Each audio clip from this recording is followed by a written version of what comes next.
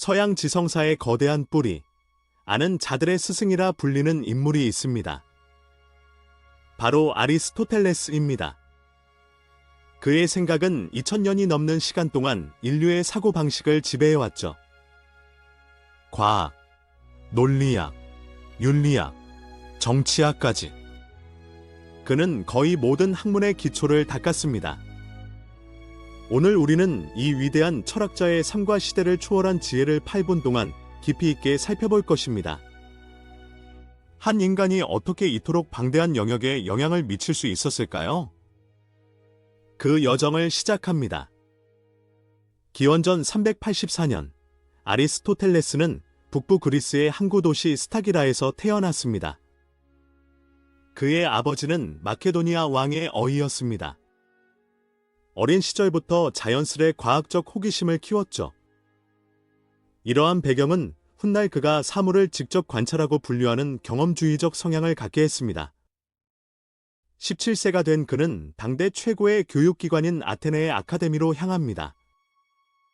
그곳에서 그는 스승 플라톤을 만나 20년 동안 제자이자 동료로 머물렀습니다.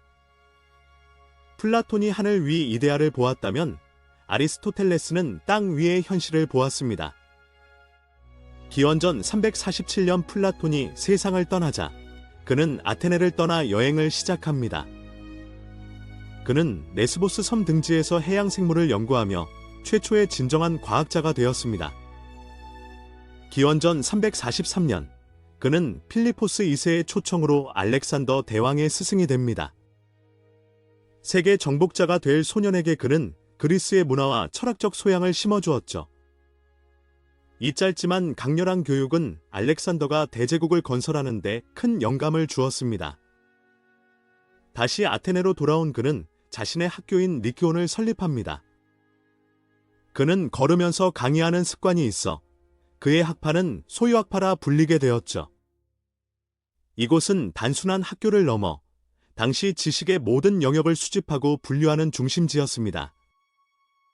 아리스토텔레스의 가장 위대한 업적 중 하나는 바로 논리학의 체계화입니다. 그는 유명한 3단 논법을 창안했습니다. 전제로부터 결론을 끌어내는 방식이죠. 이 논리적 틀은 오늘날 우리가 사용하는 모든 합리적 사고의 기초가 되었습니다. 그 덕분에 인류는 감정이 아닌 논리로 세상을 증명하고 설득할 수 있게 되었습니다. 그 다음은 존재의 근원을 묻는 형이상학입니다. 그는 실제의 본질에 집중했습니다. 사물은 재료인 진료와 그것의 본질인 형상이 합쳐진 것이라고 보았죠. 그에게 본질은 천상에 있는 것이 아니라 우리가 만지는 사물들 속에 깃들어 있었습니다. 그는 우주 모든 운동의 시작점으로 부동의 동자, 즉 스스로는 움직이지 않으며 남을 움직이는 존재를 상정했습니다. 이제 가장 실천적인 학문인 윤리학으로 들어가 보겠습니다. 삶의 목표는 무엇일까요? 그는 그것을 에우다이모니아, 즉 진정한 행복과 번영이라고 불렀습니다. 행복은 일시적인 쾌락이 아니라 덕을 쌓는 올바른 활동을 통해 얻어지는 결실입니다. 유명한 중용의 원리입니다. 용기는 비겁함과 무모함 사이의 적절한 지점이죠. 너무 과하지도 부족하지도 않은 그 중도가 바로 우리가 지켜야 할 삶의 지혜입니다. 아리스토텔레스는 인간을 정치적 동물이라고 정의했습니다. 공동체 속에서 비로소 완성된다는 뜻이죠. 그는 국가가 시민들의 행복을 위해 존재해야 한다고 믿었으며 다양한 정치 체제를 분석했습니다. 공익을 추구하는 안정적인 체제야말로 가장 이상적인 사회의 모습이라고 보았습니다. 예술에 대해서도 그는 통찰을 남겼습니다. 특히 비극의 역할을 강조했죠. 비극은 우리의 감정을 정화하는 카타르시스를 제공하여 영혼을 더 맑게 해줍니다. 설득의 기술인 수사학에서도 그는 인격, 감정, 논리의 조화를 설파했습니다. 기원전 323년 알렉산더가 죽자 아테네에는 정치적 격변이 일어났습니다. 그는 철학에 대한 박해를 피해 도시를 떠나며 자신의 원칙을 지켰습니다. 이듬해인 기원전 322년, 그는 62세의 나이로 조용히 생을 마감했습니다. 비록 그는 떠났지만 그의 글은 중세 이슬람과 기독교 세계로 퍼져나가 지식의 등불이 되었습니다. 중세 유럽에서 그는 단순히 철학자 중 한 명이 아닌 그 철학자 그 자체로 통했습니다. 분류학, 생물학, 물리학의 기초는 그로부터 시작되었으며 인류 문명의 튼튼한 토대가 되었습니다. 오늘날 우리가 배우는 거의 모든 학문의 분류가 그의 손에서 시작된 것이죠. 21세기인 지금도 우리는 여전히 그에게 질문을 던집니다. 어떻게 살아야 행복한가? 그가 제시한 중용의 지혜는 혼란스러운 이 시대에 가장 필요한 나침반입니다.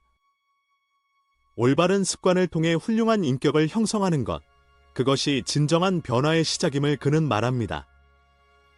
아리스토텔레스는 세상을 읽는 법을 가르쳐준 우리 모두의 영원한 스승입니다. 그의 사상은 과거의 유물이 아니라 지금 이 순간에도 살아 숨쉬는 지혜의 보고입니다. 여러분은 오늘 어떤 중용을 실천하시겠습니까? 지혜의 여정은 이제 시작입니다. 우리가 반복적으로 하는 것이 우리를 만듭니다. 그의 명언을 되새기며 마칩니다. 그의 경험적 관찰은 현대 과학 탐구 방식의 토대가 되었습니다. 자연의 질서를 찾아내어 범주를 나눈 그의 통찰은 여전히 놀랍습니다. 마음을 움직이는 힘, 수사학 또한 그의 손을 통해 예술로 승화되었습니다. 지식에 대한 그의 끝없는 갈망은 인류의 거대한 도서관을 채웠습니다. 지혜와 권력의 만남은 역사의 흐름을 바꾸는 거대한 물줄기가 되었습니다. 어둠 속을 밝히는 별처럼 그의 생각은 영원히 우리 곁에 머물 것입니다. 변화무쌍한 세상 속에서 변치 않는 진리를 찾았던 그의 정신을 기립니다. 아리스토텔레스, 서양 철학의 거인. 시청해 주셔서 감사합니다.